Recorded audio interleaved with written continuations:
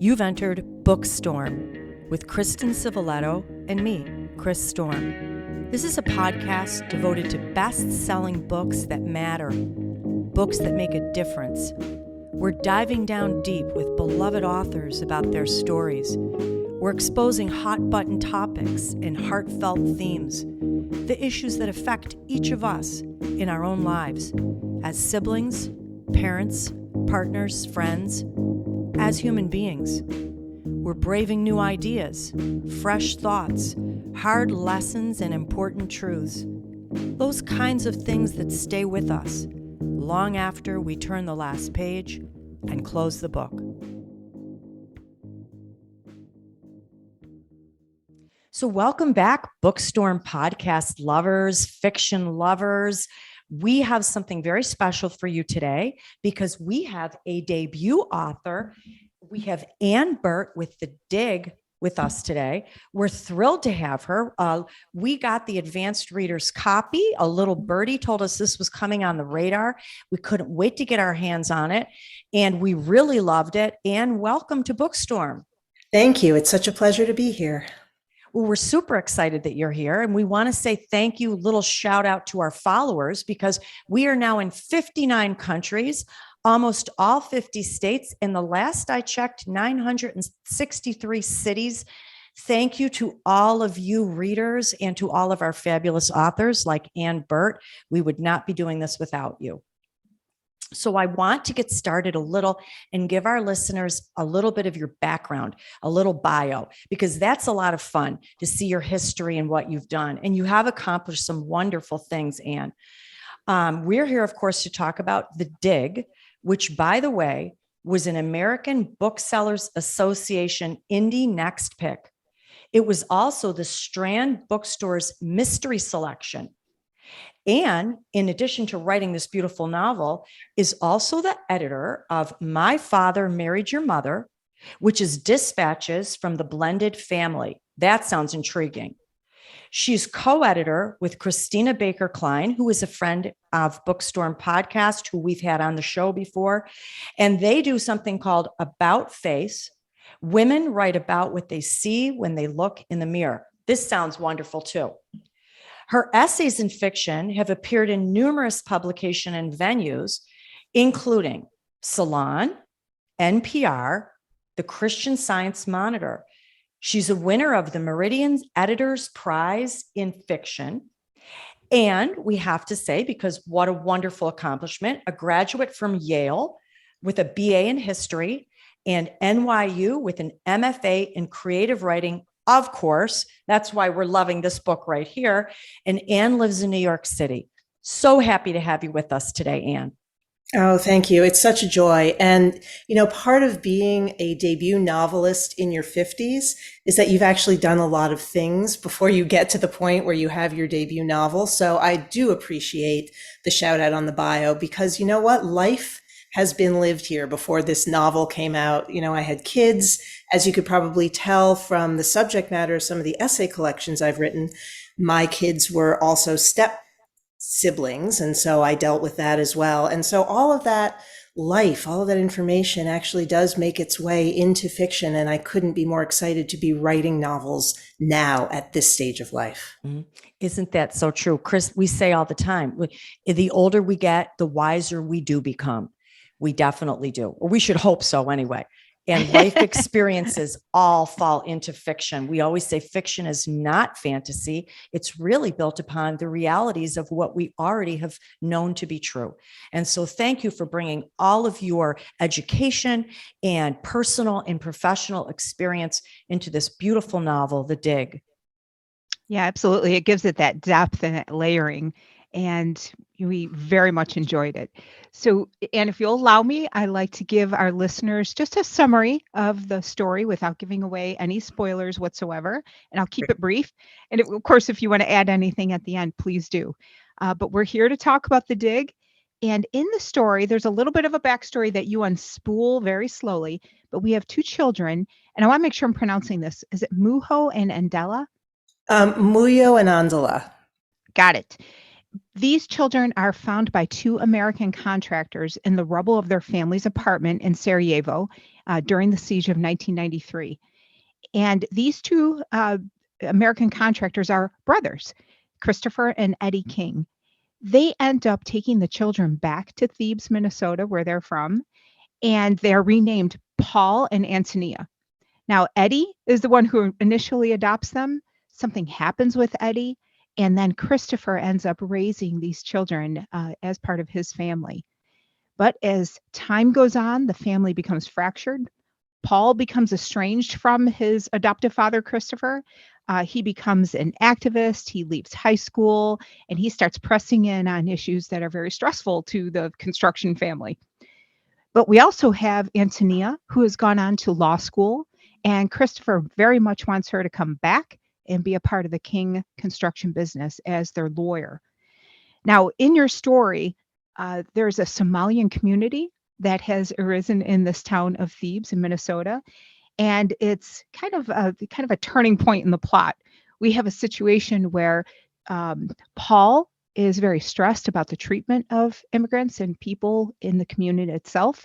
He engages in protests, and at some point he disappears. And Antonia comes back. She's drawn back into her hometown here, her adopted hometown. And at that point, she starts to unravel some of these family secrets that have been closely guarded, but things had not made sense in her life. And she really starts grappling with this identity issue and who and what has happened to their family. I don't want to give away too much. Did you want to add anything to that at all, Anne? That's a beautiful summary of a complex backstory, Kristen. I'd like to take you on the rest of my tour with me, and you can listen, and then we can go from there. I think what I'd like to add is that the bulk of the story takes place when Tony, as she's known, is in her mid-20s and is a lawyer. And so the front end of the story, even though it feels very complex the way that you said it, actually takes place over the course of one full day in which Tony, as a 25-year-old, discovers what happened to Paul, which of course I won't say because that is giving away the plot. But the backstory that emerges is something that took place over 20 years. So there's a kind of propulsive page-turning quality to the writing of the book as well, which is why a lot of people are leaning into it as a mystery. And of course it is a mystery, but the family drama is at the heart of it, and sort of the psychological journey and the emotional journey of Tony finding out really what is truth and what has never, ever really come to the surface until she, as the title says, has to dig for it. Oh, absolutely. And I love to, as you point out, she's at a very pivotal time in her own life as somebody who's about to embark on a high-powered career. I've been in her shoes exactly as an attorney. So that is something I really loved, is her really coming to terms with adulthood and now moving forward. So thank you for that addition. I love that.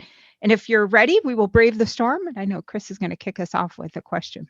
Yeah, we're so careful not to give away any spoilers, although we're dying to talk about everything that's happened in this story. But I want to say for all of our listeners and our readers, it's a beautiful novel that touches upon something each and every one of us can relate to: the psychological and emotional impact of family.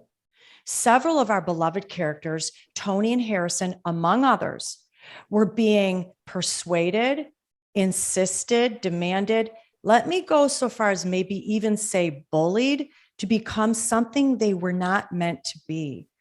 What did you, as the writer, or what do you believe about the goodness of family, but also the danger of each of us, even in the real world, living only the specific life laid out for us by our parents or our family members and waiting for their approval?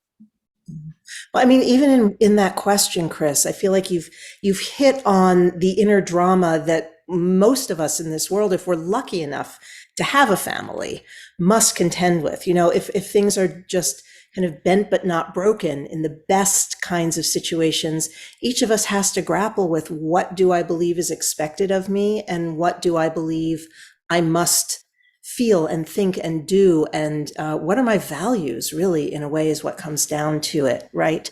And because as a young person in your mid-20s, I say this with a daughter and a stepdaughter who are currently in their mid-20s. So I'm seeing it play out in family too, so often and with their friends. This is a big pivotal moment, this moment, Kristen, that you mentioned of your first career forays and your first sense of, okay, the values that maybe I assumed were mine might not actually be mine, because now I'm being either threatened or given a gift of other sets of values from other communities. And it's making me look at what I grew up with and say, are these absolutes or are these not? And then there are two parts of that, right? There's the world outside, what's an absolute and what isn't. And there's your evolving self inside, what is an absolute and what isn't. Antonia, at the moment that this book begins and throughout the course of the novel, is really grappling with both simultaneously. What is it that she believes she owes to the adoptive family that cared for her, while at the same time she really questions some core values for and from that adoptive family? You mentioned Harrison. That's another character in the book. That's her cousin. That is Eddie, and that's Eddie's son, who is gay, openly gay, but quietly, is forced because of the nature of the community that they're in to make a decision that says, I'll go along to get along. Nobody says, don't be who you are, but they say, be who you are within this box. And Harrison's journey is about that. Antonia's journey is about something a little different. It's about taking her very powerful demands of the people around her, which she has at the beginning of this novel, and trying to understand how she can both accept people for their journeys and accept that actually she has a journey that she has been denying herself. And that's the one about her Bosnian past. She was told, not without good intentions by her adoptive family, that the path forward for her is forget about where you've come from, forget about the traumas that you've dealt with in the past. You're an American, you live an American life, you're going to succeed if you are just like us. And, you know, a lot of immigrants and refugees and also adopted children and step families contend with that in a situation where they are being offered something that is offered as, this is a good thing for you. I am giving this to you. I'm caretaking for you. I am providing for you. I'm providing a path for you. And it's out of love or honor or loyalty, which is a big, big word for her Uncle Christopher. And yet the person who is receiving it has very mixed feelings about that. You know, what do I do if I want to express love and loyalty, but it, as Tony has to deal with, rubs up against my ethics, my values, and even my sense of what it means to be a human? Mm-hmm. You know, I love that you brought that out in different characters in different ways. So part of us being in a family, either consciously or subconsciously, it feels good to get approval and to get love. And we've been a part of this family for some people since the day we were born. So we're very accustomed to accepting correction and instruction and guidance. So what you showed us is, yes, all those things are fine. You're in a family, you're part of the family. But at some point in your life, for Harrison and Tony, they almost had to separate from that family a little bit. They had to have the courage to say, yes, I love my family and I'm a part, but I believe and am something different from them. And to take the courage to move forward. Yeah. Well, I created 4 characters of that generation.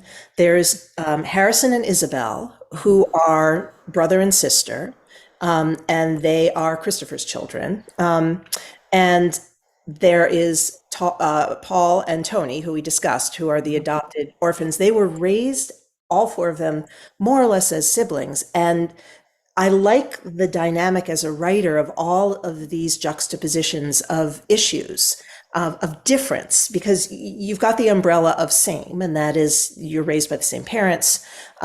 you're raised in the same house, but everybody, no matter what, is kind of grows up in a different family, right? Because you grow up from the family of your perspective. If you're the youngest, you have three older siblings. If you're the oldest, you have all these younger siblings. It plays out differently. And as a writer, there's nothing better in this book to me than siblings or near siblings who can get right to the heart of things with each other and really push each other's buttons, but also have this sort of fierce, undying loyalty to each other at the same time, a different kind of loyalty than what Christopher is talking about. So the characters have to play out these experiences in opposition to each other, but also right up close next to each other. And that creates rich drama for a writer. And I loved leaning into that. And you did something else wonderful there because you helped the reader could relate to at least one of the four of these people, or maybe more than one in many different ways. We can't help but relate this to our own family story and our own life experiences, and maybe gain a little wisdom and courage through these characters, or even see what not to do in some cases. Or thank you for that. And I wanted to ask you a little bit about the idea of family secrets, because of course your book was rife with them. And I think there's something about family secrets that creates kind of a toxic atmosphere, even when we don't know what we don't know. And I was wondering if, first of all, if you thought that was true. And I was wondering if you thought that when we maybe lie about some foundational aspects of our lives, we're guarded. We don't have true intimacy with people. What do you think? Okay, that's a big question. I feel like we should have maybe 7 or 8 episodes to dive into all of that. But yeah, I mean, there's nothing juicier and nothing more frightening, I think, than writing about family secrets. In fiction, you can create the family secret, but in our lives, we're kind of I don't want to say the word victim to the family secrets, but I may be subject to the family secrets. And part of what's so powerful in a family with these secrets is that usually maybe one generation or one person decides it's a secret at some point, right? Now, somebody has to say, this is a secret. And then they have to make a choice. Who do they tell? Who do they keep it a secret from?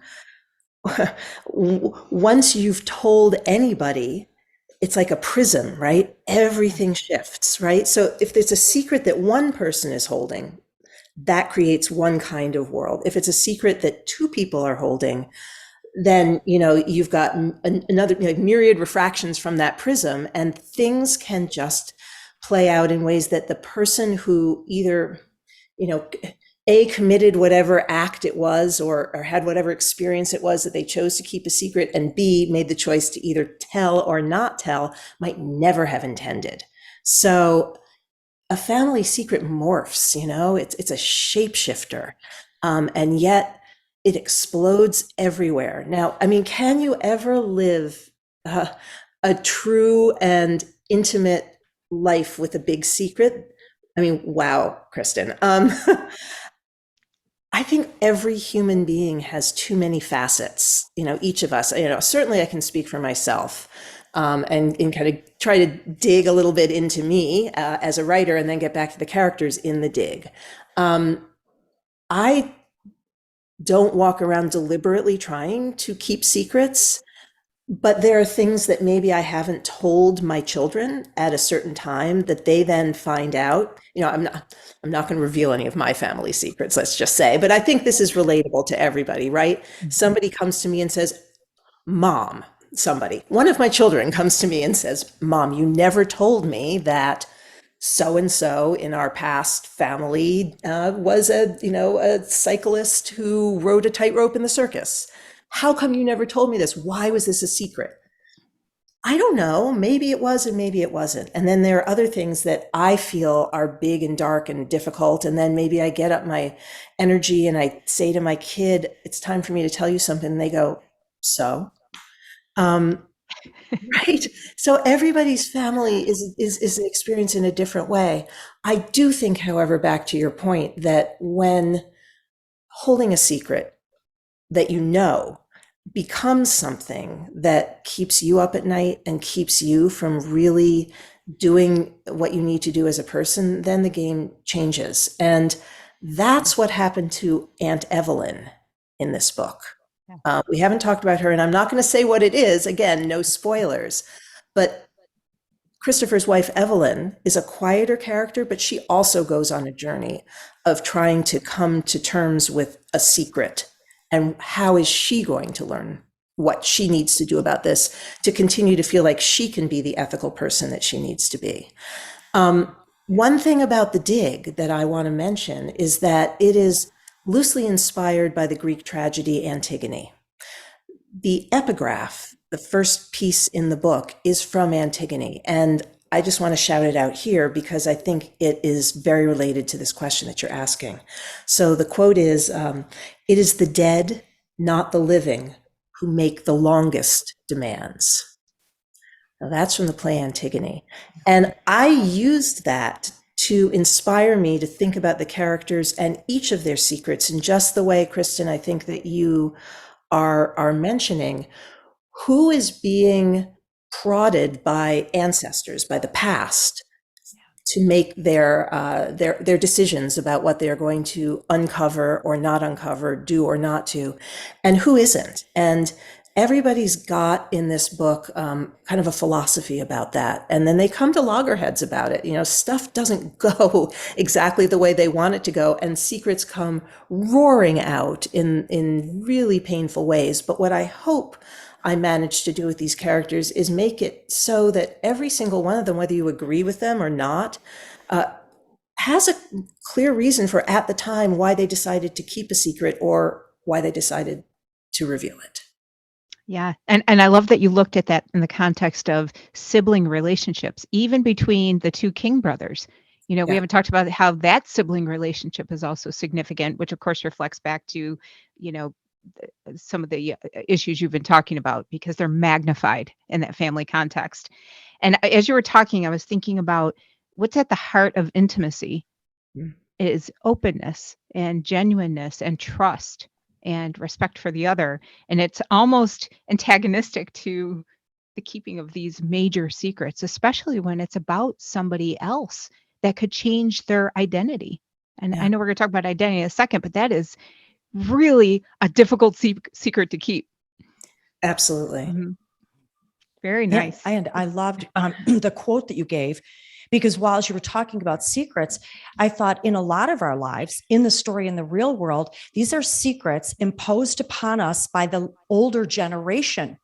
And many things have changed since then. So the things that they thought were taboo or should be shuffled under the rug forevermore, I'm hoping this is true, and I believe it to be true, are a generation today where we like to discuss these things. We believe in open communication and therapy and discuss them and don't hide. We all make mistakes.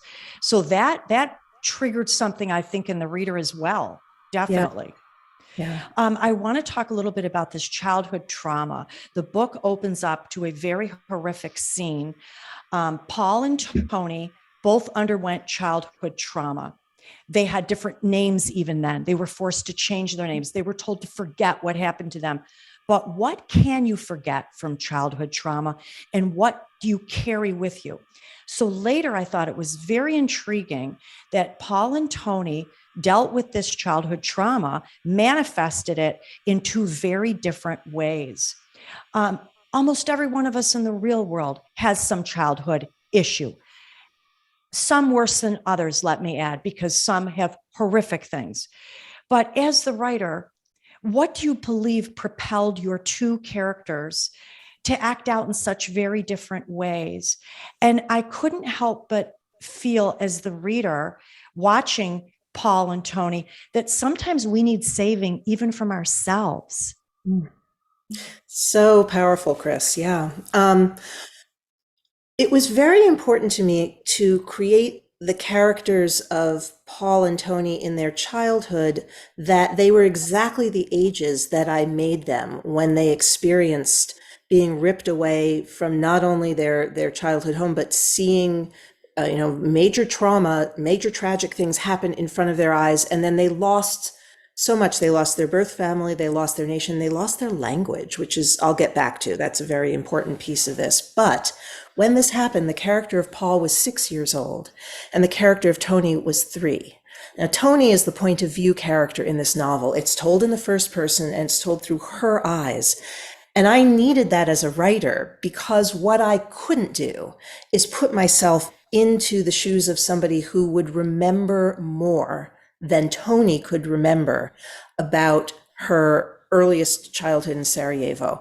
I needed to be able to have this very authentic connection to a child, then adult narrator who, and because of that, what I have is most of Tony's memories are really told to her through her brother, who is 6 when they leave, and he remembers more. He remembers language. He remembers stories. He remembers their father. He remembers rooms and smells and sounds. And it's Tony isn't sure whether her memories are her memories or his stories that she has formed into memories, or the nightmares that she has because she experienced very early childhood trauma.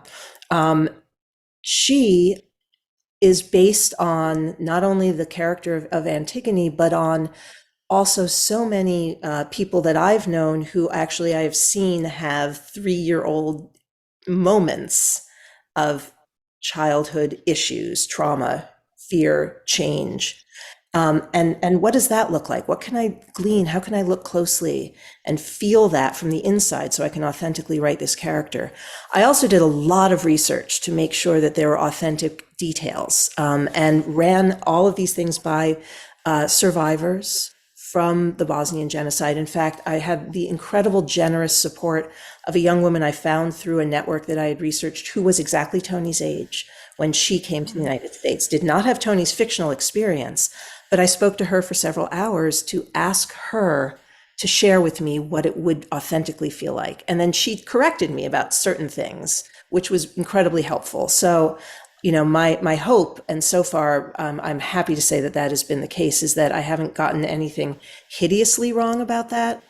And I'm not trying to represent something. I'm trying to have a character who is having a deeply emotional life and experience. So the trauma of Paul at 6 is one he remembers. And so I think that Paul, growing up and expressing this through activism, through pushing back against the status quo, is because he feels as a human that something egregious has happened, and he wants to use his time on this planet to express that other egregious things are not okay with him. So that's why, as a Bosnian refugee, then as an adult, and experienced 20 years later with a community of Somali refugees, and this is set in Minnesota, where there are more Somali refugees that came over in the 2010s than in any other state and in any other place, I think, in the world, actually, if I'm recalling correctly, outside. I mean, this is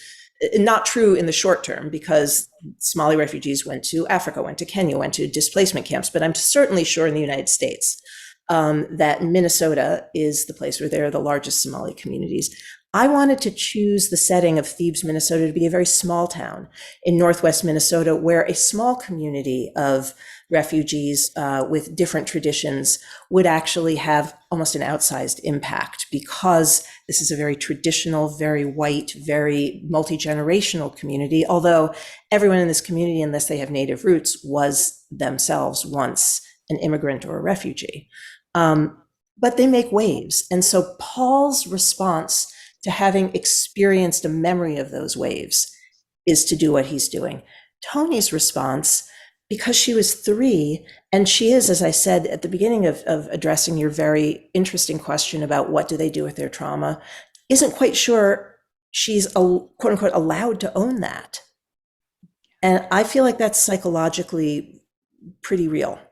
So at the point where this story opens, she's trying to say, I'm going to deal with it by putting it behind me, and I'm going to make a great life. And this is how I'm going to make a great life. And I'm just not going to let anything stop me. But those ghosts, like that quote from Antigone, they can't leave her alone, and she has to contend with them. I really loved that you made those two characters sort of the juxtaposition of the result of childhood trauma. And I just have to say, wow, that you were able to interview the people who actually endured this in the real world. And I do think that these two characters were very authentic, and I do. And that explains it. You did a lot of really real life research and things that we would maybe write about or read, but unless you experience it firsthand, we can't really know. And what a wise thing to have spoken to that woman.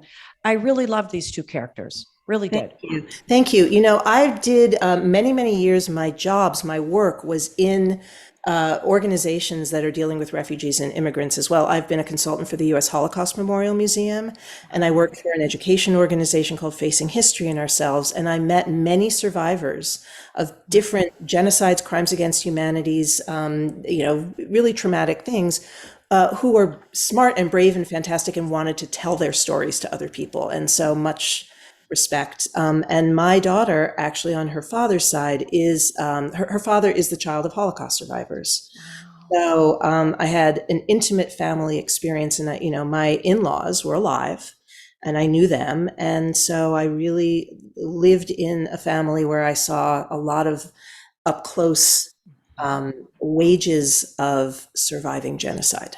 Wow! Thank you for sharing that with us. Yeah, absolutely. In fact, I'd like to go back to a little bit about what we're talking about in some of the earlier questions. We were talking about this theme of identity. Mm-hmm. And in your story, I thought it was interesting that these two young people were told, you were an orphan, you were rescued by us, you're an outsider. And I was wondering if you thought that looking at identity as a young adult is an essential part of becoming a functional adult, where you look at what you've been told in the past your identity is, and maybe you square it up with what you feel in your heart your identity is. Do you think that young adults go through that process? I think if things are going well, they go through that process. I really do. I think that is the optimum process, in my opinion. I'm not a psychologist. I'm not speaking as anything other than a fiction writer and a human and a parent and a friend and a daughter, but I feel from my lived experience and from people that I've known and things that I've read and written too, that it's when you don't go through that experience of trying to square your identity that you are at bigger risk of ending up either doing something or putting yourself in a situation that you feel terrible about, or accidentally maybe even doing the same to others. I do think those things that you quoted, Kristen, you are an orphan, you were rescued, those are stories, and we all get told family stories, right? And sometimes they feel great. It's great to be told who you are sometimes and what you can do. It's like floating in a warm bathtub. It's just so reassuring. But then the water gets cold if you stay in the tub too long, and you start to shiver. And by the time you're a young adult, I think part of it that you go through, again, if things are going well, is you wonder, why don't these stories fit anymore? Sometimes you can think, what's wrong with me that these stories fit? This is the truth. This is who I am. What's wrong with me that I can't be that way? And I think that's what I mean by things have to go well. Things are going well if you are squaring your identity, because you can get trapped if you don't in it's wrong, it's my bad. There's something wrong with me because I am not adhering to the story of who I was told. If you turn it in on yourself, boy, and I've done that, I have caught myself. I mean, I've luckily, had lots of great friendships, and I've had great therapists, and I've had other great experiences that have allowed me to say, oh, wow, I'm unhappy because I think the story that I was told about myself is true. And I'm beating myself up because I think I'm doing something wrong because I'm not living it. And you've got something, right? Then you can say, okay, maybe if I don't blame myself so much, but look at it as something that I can work with, maybe I can get somewhere. Yeah, absolutely. And I think your comment earlier about we could have 7 episodes on just these issues, because think about how important which identity you focus on is. For example, are we looking at our common humanity, or are we looking at a very specific identity that we kind of cling to and becomes the sum of us? Yeah. And there's just so many interesting facets of that, but all of that impresses upon me how important parenting is, right? Yeah. Because Oh, we're doing these stories and repeating these stories, and as you point out, sometimes they don't fit or they're absolutely. not right.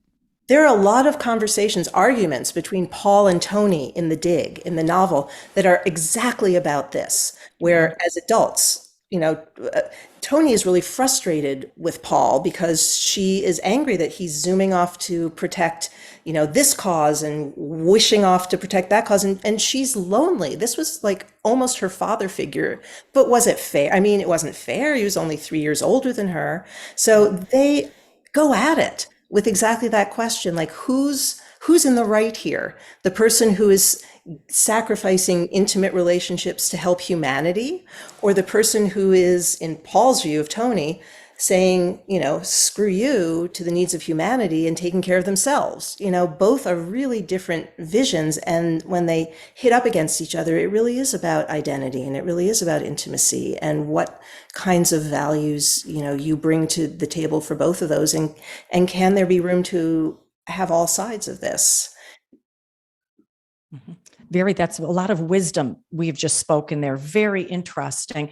And I want to say to our readers, you've heard a little bit about this book. We can't tell you the whole entire plot. You're going to love it. You're going to see a little something of yourself, perhaps, in this book, inside one of these beloved characters, or maybe you're even going to discover something about yourself in one of these beautiful characters, thanks to Anne Burt. And Anne, before we let you go, we're going to ask you, can you give us a clue? What's on your radar? What are you going to work on next? Yeah, well, am excited about what's next. I've got two projects going.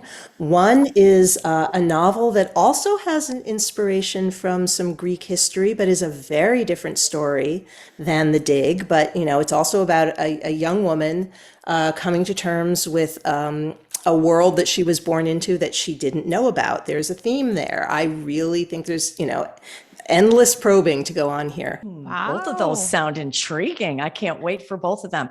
Well, thank you for joining us on Bookstorm Podcast. And listeners, you're going to want to follow Anne and connect with her. You can find her at her webpage, AnneBurtWriter.com. You can also find her on Instagram and Facebook. And it's truly been a pleasure diving down deep into this beautiful novel, The Dig. Everybody go out, grab your copy. You're going to thoroughly enjoy it. It's very thought-provoking. Thank you for taking us there, Anne. Thank you both. This was a wonderful interview, and thanks to all of your listeners. I'm so happy for you that you've got such great reach, and congratulations. Thank We you, hope Anne. to see you again someday on Bookstorm. Absolutely. Thank you so much. Super interesting. You're right, Kristen. And so is Anne. We could have 7 or 8 episodes. This is what I love about fiction, these real life topics that we find like little golden nuggets inside the book that we explore into someone else's life, but maybe see something of ourselves. I think one of the things that hit me the strongest here was actually what you said about identity. And we didn't talk a lot about adoption. These two, Paul and Tony in the beginning, were adopted into a new world, a new country, new names, new language. And it's interesting in life because not everyone who is saved from a third world country is being adopted into a perfect world. There is no perfect family. There is no perfect world. And I just thought how challenging it must have been already to having been adopted, but then to go into any kind of family that with somewhat dysfunction, like almost all of ours anyway, just so many difficulties and hurdles and discoveries, and it was tough. Absolutely. Especially because you can see the arguments on both sides. Do I want to honor the culture, the language, the customs, the traditions of where this child came from? Or do I want to help this child be equipped to navigate this new country and this adopted land going forward? And of course, there's people who don't want to even tell their child that they were adopted, maybe. There's different schools of thought. And again, I can see the arguments going every which way. I hope that people are at a point where they want to show this child how to honor their past. Because as we've spoken about many times on this show, that past, it never leaves you. It's always there. And making sense of it is very important to our sense of well-being. What do you think about that? I agree. And I love what Anne said, about the characters, both of the characters, and Tony, even at just 3 years old. This struck me so strong. That's why I asked that question, that she had vague memories, and sometimes they were translated to nightmares. And she thought about what her brother told her and tried to piece it together. But it was inside of her. It was in her past hurt, trauma, something shocking that did change her. Sometimes people say, oh, that 5-year-old, don't worry about it. They'll never remember that. That 6-year-old, oh, you're never going to remember that. Get over it. No, you don't get over these things. They're woven into your very being, into who you become. And I guess I'm a believer that I love the way these characters dealt with it in very different ways. I don't think there is a right or wrong answer in dealing with past hurt or trauma. I think we are all, as Anne said, we're all so different. We're such complex beings. So our way of dealing with trauma may be totally different. Like Paul and Tony, I think they actually dealt with it in a good way for each of them. Did you feel that way? Yes and no. I mean, initially we had a character who was pushing everything to the side and trying to deal with the here and now, inventing myself. Here's who I am now. I'm a high-powered lawyer, and this is what I've wanted, and I'm going forward. But I like what you just said a second ago, because there's kind of a difference in dealing with it in different ways versus not dealing at all and then having those effects come out in different ways.